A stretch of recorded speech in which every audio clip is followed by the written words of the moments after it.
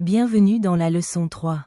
Aujourd'hui, nous allons découvrir le fameux test statistique du Qui-2 d'indépendance. À quoi sert-il? Ce test est utilisé pour étudier la relation entre deux variables catégorielles, c'est-à-dire qualitatives. Par exemple, le sexe d'une personne influence-t-il son choix de sport préféré? Le test du Qui-2 permet de trancher s'il existe une association significative entre ces variables, ou si elles sont totalement indépendantes. Passons à la rédaction des hypothèses. Et ici, attention, le baccalauréat international est très strict sur ce point. Contrairement à d'autres tests, les hypothèses du Qui-2 doivent toujours être rédigées sous forme de phrases complètes. Ne les écrivez jamais sous forme d'équations mathématiques. L'hypothèse nulle, le statu quo, affirme toujours que les deux variables sont indépendantes. Il n'y a aucun lien entre elles. L'hypothèse alternative affirme le contraire. Les variables ne sont pas indépendantes. Il existe donc une association entre elles. Pour lire correctement les tables de statistiques, vous devez calculer le nombre de degrés de liberté de votre tableau croisé. La formule est simple. Nombre de lignes moins 1.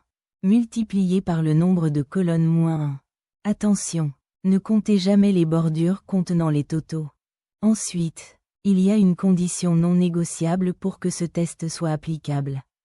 C'est une autre alerte de l'IB. La calculatrice va générer des effectifs théoriques. Ce sont les valeurs attendues si l'indépendance était parfaite. Pour valider le test, tous ces effectifs théoriques doivent être strictement supérieurs à 5. Une fois les données entrées dans votre TI-84, la calculatrice effectue le test et vous fournit la fameuse valeur P. L'étape finale consiste à comparer cette valeur P au seuil de signification alpha, fixé généralement à 5%. Si P est inférieur ou égal à alpha, la probabilité que vos résultats soient dus au hasard est trop faible. On rejette alors H0. Il y a une dépendance. Si P est strictement supérieur à alpha, on n'a pas assez de preuves mathématiques. On ne rejette pas H0. Et on conclut à l'indépendance des variables. C'est le moment de mettre en pratique. Lisez cet énoncé. Un chercheur étudie le lien entre 3 régimes alimentaires et l'état de santé cardiovasculaire. Le tableau croisé présente les effectifs observés. Votre mission: rédiger les hypothèses, calculer les degrés de liberté, et tirer une conclusion à partir de la valeur P. Mettez la vidéo en pause. Et réfléchissez. Voici la correction. Première question. Conformément aux règles de l'IB, on rédige des phrases. H0 affirme l'indépendance entre le régime et la santé. H1 affirme qu'ils ne sont pas indépendants. Deuxièmement, pour les degrés de liberté, nous avons 2 lignes et 3 colonnes de données.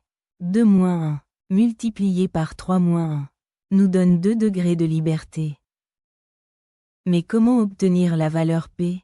Sur votre calculatrice TI-84, allez dans le menu Stats, puis Test, et choisissez le test Qui-2. Vos effectifs observés doivent être dans la matrice A. La calculatrice générera la matrice B toute seule. Sélectionnez Calculate. L'écran de résultats s'affiche, vous donnant la statistique Qui-2, les degrés de liberté, et surtout notre fameuse valeur P. Ici environ 0,0012. Enfin, la décision finale. La valeur P est de 0,0012, puisqu'elle est strictement inférieure à notre seuil de 5%. La règle d'or s'applique. On rejette H0.